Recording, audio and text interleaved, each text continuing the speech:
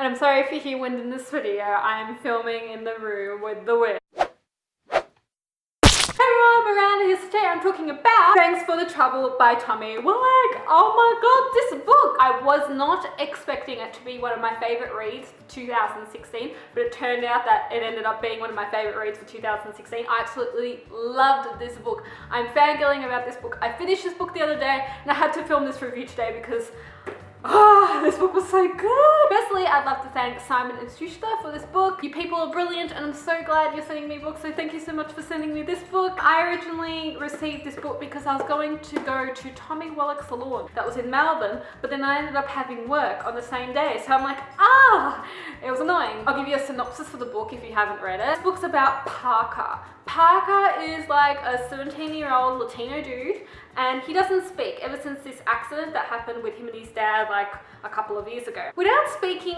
Parker doesn't really get himself involved with many group activities. You know, at school, he kind of doesn't really talk to anyone. He goes to this chess squad thing, but he's very kind of outside the pack, you know what I mean? He isn't one of the popular kids. He basically just loves to sit in hotels, okay? That's what he does, don't discriminate him. And one day in this hotel that he goes to, he sees this girl in the distance with grey hair and he's like captivated by her. He's like writing about her because he keeps his journal. That's how he communicates with people, you know, he writes his thoughts down in these journals. Somehow, I'm not going to tell you how, but talking to this girl and then they have this like couple-day romance. I'm not going to tell you what happens, but oh my god, it was so good. It's contemporary mixed with a bit of magic. You wouldn't think of that by looking at the cover, but I'm not going to tell you what the magic is. You have to read the book for yourself. I would rate this book a 5 out of 5. Make sure to go read it. If you don't want to be spoiled, click out. Firstly, I was not spoiled with this book. Usually I'm spoiled with books, and I was not spoiled for this one. And she was freaking immortal!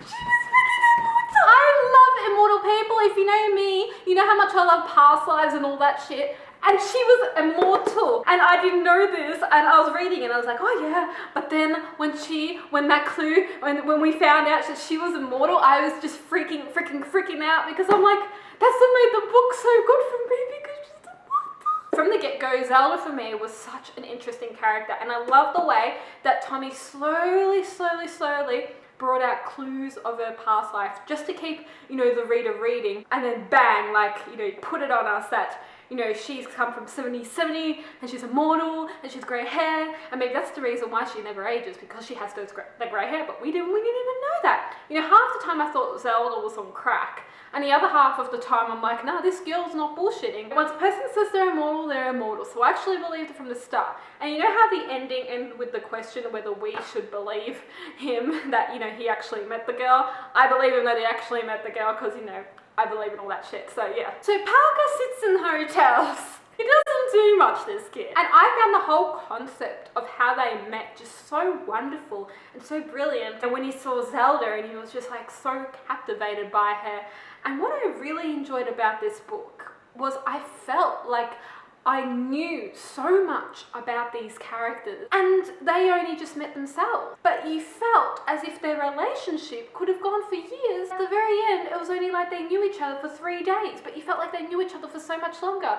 And I think that's because Tommy covered like all the different concepts that, you know, you have in relationships in such a short period of time, but it felt like you could have been reading like a 600-page book and they could have been like in a year relationship. Oh my god, I'm just fangirling. One of the stories I really loved and I could have like read in itself, he wrote the story about that girl in that family, you know, the copper, how he had all these daughters and they were like cursed. She was the youngest born with the hair, and then how those soldiers just came in and started like killing all the daughters and killed him, and then she was just like there. That was such a good story. Like, I could have just read that story, that medieval story. Oh my god. Hotelfile or something like that was a really awesome catchphrase. And you know what I really also enjoyed? Conversation, like instantly from the get-go. You know, Parker didn't have to write much, but you could just so much of his personality came out with his perspective in this book when they met and stuff like that. And it was actually really funny. First, I thought originally, before I found out that Zelda was immortal, I thought, oh yeah, you know, maybe she's like just ditched her boyfriend because she talked about this guy called Nathaniel, and I'm like, oh, okay, you know, maybe they just like, I don't know, had an argument or something like that, and she's like, oh, fuck this, I'm gonna jump off a bridge, you know. She was just so upfront about everything. But no, that was all the money she had like to her name, and she was gonna use it, and she was gonna use it on him. So it's almost like she made him her project before she died, you know, to kind of change her life or something like that. Maybe it was something on her bucket list that we didn't even know about. I think one of the messages that really stuck with me through this book is the other day I was on Facebook, and I was with my mum, and mum found this video and it was called Fuck It. It was by this, like, I don't know, British guy, and he's like 67 years of age or something like that, and he bought his first pair of jeans. It had holes in them, and the whole video was basically him ranting on and saying, fuck it, do what you want to do before you die. Don't let anyone hold you back from doing it. Do something crazy, you know, fuck it, you only live once, just do it. And I felt like so much of that video that I recently watched was expressed through this book. Zelda, you know, before she died, Parker was like her last chance, and it was just almost like, oh, you know, fuck it. And she was trying to communicate that message to him because he was so just caught up in life. He just didn't want to do much, and she almost just changed his life around in 3 days, you know, by taking him out shopping and getting him involved in parties. It was also brought up the concept, you know, when he met Alana and stuff like that, people, you know, sometimes you think they think of you a certain way, but then they actually don't. It's because it's your fault. Maybe you haven't talked to them and stuff like that. And that was a really interesting thing brought up, because sometimes I feel like that. This book. When they go on that shopping spree, it was so funny. It just made me picture when Pascal and I go on shopping sprees, and you know, he's just like, oh, what store do you want to go into? I really like how they went to see that movie, and like things were passing so quickly between them, but you didn't even realize the money was slowly going down and down. I'm like, oh my god, you're gonna die. But she's like, take me to a party. You know, so out of the blue. So they go back to school. They go into that Halloween party. I didn't originally get what Parker dressed as. Like, it wasn't just clicking in my head. I don't know why. All the things that happened in that party, I mean, they stripped. They ran into that little lake thing. I really loved how that's when she first came out, and you know, he didn't believe it like at all. And it would be so hard to be immortal, you know. It raised this concept of what would you do if you could live forever. I didn't even know what I'd do if I could live forever. I would like to actually live forever because I'm one of those people that love the past. But then she also brought up this point about how women were treated back then, and the best time to live is now.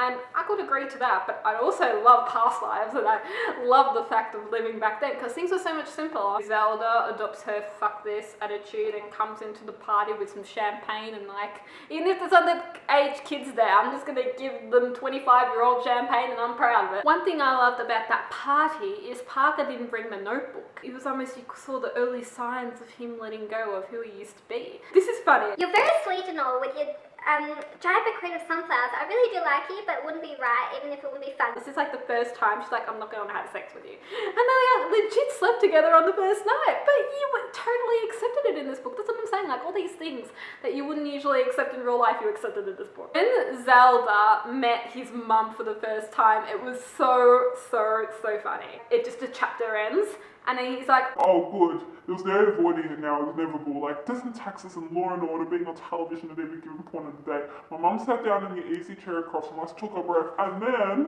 So Zelda, tell me about yourself. Like, it was just gonna be like, oh, that moment when mum's just gonna kick her out of this house, but nah. I thought Parker's mum just was like misunderstood. You know, she had some good qualities there, but the alcohol was taking her over. And I love how Zelda brought out the fun in the house again. Because obviously after Parker's dad died, that left. Especially that bit where Parker just like legit like ran through his house and, you know, ripped out all the photos and threw them away. It's just like, oh dude. I didn't think he had to throw them away. I was more thinking along the lines of, well, maybe, you know, put them under the house in storage or something like that, because I hate throwing photos away. But yeah, he ended up doing that, and good on him. Can we talk about that fight that happened? That was so funny when we found out Alana's boyfriend had been cheating on her with another girl at the movie theater. Oh my god, that was like the biggest thing. And I love how they were totally let off for that, because I thought, oh yeah, here we go. And then I'm thinking, oh yeah, she might bribe some money to get them out, and then her money will go down. Full on, but he was learning how to live. And I mean, that was so pathetic of her boyfriend to do that, like seriously. And how she said originally, oh, when I get that phone call, you know, I'm just going to jump off that bridge. And Parker put it on Do Not Disturb. I actually wonder to this day, if it's one question I have about this book, did she know there was a phone call? Because she kind of mumbled in her sleep at that time.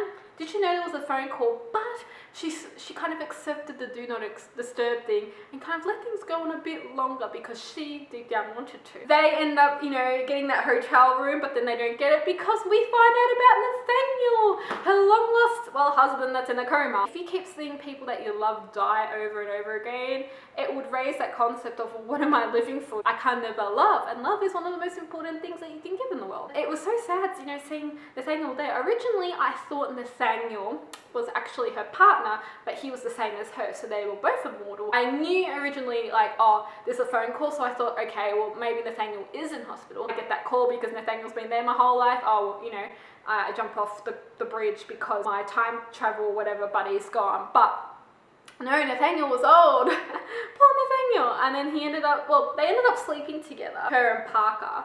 And I thought that was pretty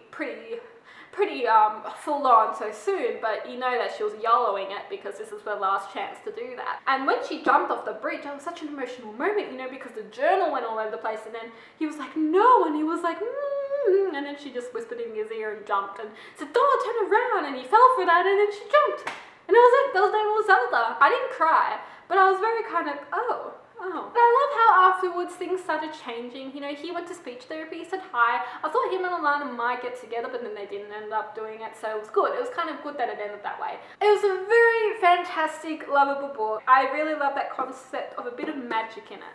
Because it was done so well that you could almost believe it was everyday life, and this touch of magic happened in the everyday world. You know how sometimes if you read, like, you know, for example, like City of Bones, you know, it's a world within our world, and it feels almost make-believe anyway. That's all I have to say about this book. Thank you so much for tuning in. What are your thoughts about this book? If you've read it, leave them down below. I'm Miranda. Thank you so much for watching. See you!